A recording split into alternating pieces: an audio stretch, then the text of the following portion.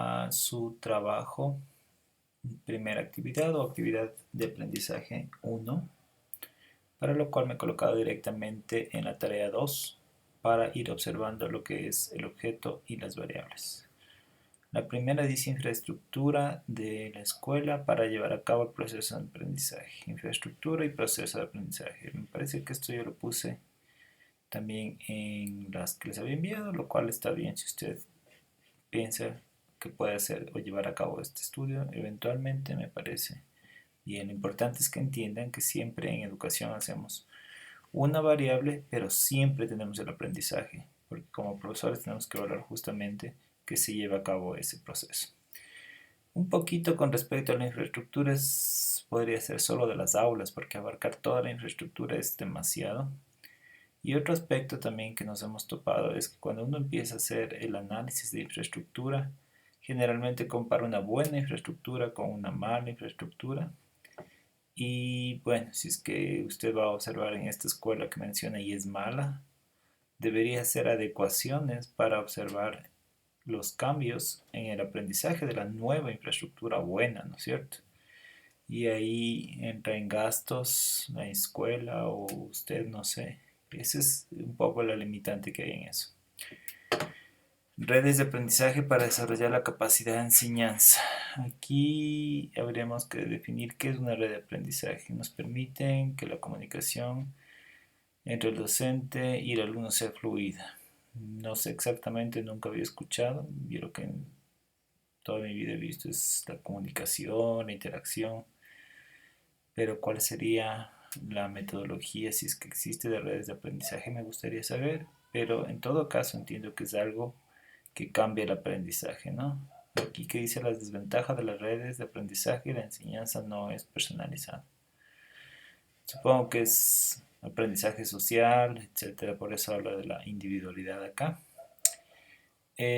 Bueno, yo le quitaría esto, ¿sí? Porque el rato que usted ya varía la red de aprendizaje, está poniendo a prueba buenas o efectivas técnicas y hablar de las desventajas no tiene sentido, no es una variable es algo que yo puedo variar. Entonces ya las redes ya le pone buenas y malas, lo que sea. Pero aquí esto no es una variable. Más bien les recomiendo poner el aprendizaje y ver cómo esta de acá arriba varía en el aprendizaje. Efectividad de las clases virtuales en el proceso de enseñanza. Este es un poquito, no me gusta mucho porque ya nos hemos topado con casos en los que no le dan el acceso al estudiante de educación a observar este tipo de clases. Tendría que conectarse como un Zoom más, un Meet más y ver qué pasa en la clase entre profesores y alumnos. Estamos viendo que hay limitaciones, los profesores no les dejan observar esto y en ese caso ya su objeto podría verse limitado, ¿no? Tendría que esperar a que se abra la escuela presencial y ahí sí hay más probabilidades de que usted se siente atrás en el salón de clase y le permitan observar eso. Aprendizaje de los estudiantes, yo siempre lo pongo como segunda, pero bueno, no hay, el orden tampoco altera el producto. Dice sistemática de enseñanza en clases virtuales. Ya. No sé exactamente qué es la sistemática. Supongo que es el tipo de metodología que utiliza el profesor. Recuerden que redes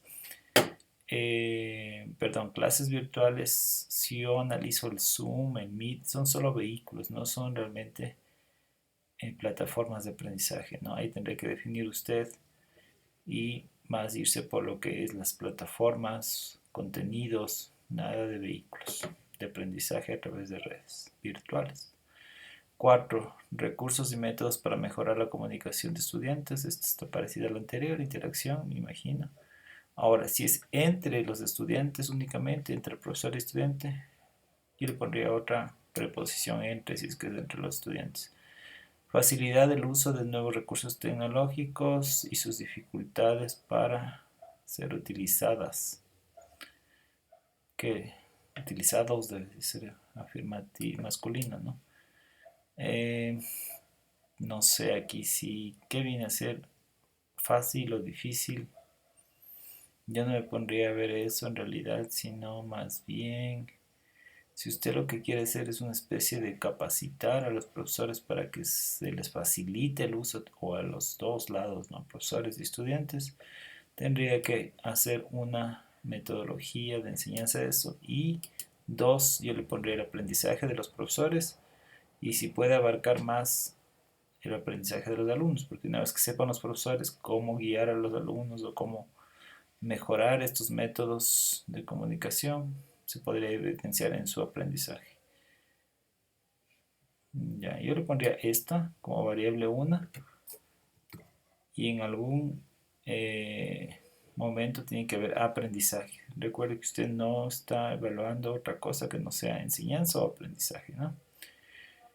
Si enseña, aprende, tanto el profesor como el estudiante, y ahí evalúa a uno de ellos o a los dos. El docente, sus métodos de actuación y las prácticas centradas en el contenido, en experiencias de aprendizaje. Voy a leer de nuevo porque no entendí. El docente, coma, sus métodos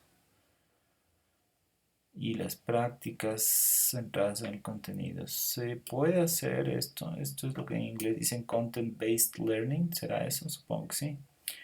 Aprendizaje basado en el contenido y tratar de evaluarlo en el aprendizaje. Sí, se podría hacer. Un poquito le acortaría, mejoraría, perdón, la redacción, pero ya es cuestión de ustedes. Sus modos de actuación. Exactamente no sé qué es el modo de actuación. Modo viene a ser como el comportamiento. Y experiencias de aprendizaje flexibles, reflexivas, críticas y significantes. Esto sí podría ser su metodología. Y enseguida yo le pondría otra 5.3, o le borraría esta de arriba y le pondría aprendizaje, ¿no? Existen varias metodologías para enseñar contenido. Podrían revisar eso. Objeto de estudio, tema 3, infraestructura apropiada de la unidad, investigación, ya, cuantitativo. No les recomiendo mucho, realmente. La educación y lo que usted hace como estudiante de educación básicamente es cualitativo, ¿sí? Es decir, con palabras, y si usted quiere darle un enfoque, un apéndice, una pequeña parte cuantitativa, se podría hacer mixto. Pero no le recomiendo hacer, como dice aquí, puramente cuantitativo, porque tendría que entrar en detalles de tomar la infraestructura y emitir números, qué sé yo, si ve iluminación, decir cuántos looms, si ve, por ejemplo, que no haya contaminación de ruido, algo así, me imagino entrará el tema de los decibeles y cosas así. No creo que quiera hacer eso usted, o si conoce del tema y quiere investigar más de eso, podría hacer números. En el caso de los que se ve ahí reflejada la infraestructura en el estudiante, o en su aprendizaje, mejor dicho, tendría que tomarles pruebas y administrar percentiles, números, estadísticas. Entonces, no le recomiendo eso. Podría ser cualitativo, es decir, observaciones, descripciones, y después poner un pequeño componente cuantitativo, es el mixto. La investigación propuesta aplicada, estoy muy de acuerdo, 100%. Y si es que pueden, de una vez de evaluativo, ¿no?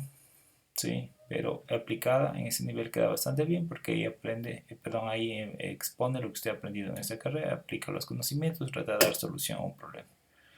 La investigación es de campo correcto. La infraestructura no se puede hacer por internet, ¿no es cierto? O sea, eso sería perder el tiempo. Usted tiene que ir, conocer el lugar, inclusive recibir las clases como un alumno más, ¿sí? Para ver qué efectos podrían tener estos en el aprendizaje, los comportamientos de los niños durante la clase, etcétera, ¿no?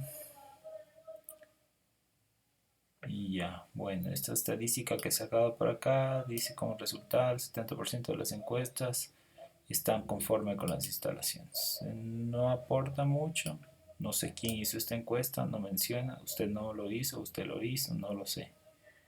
Hay que tener cuidado con estos números, ¿sí? Porque siempre va a pedir evidencias de lo que ha hecho, ¿sí?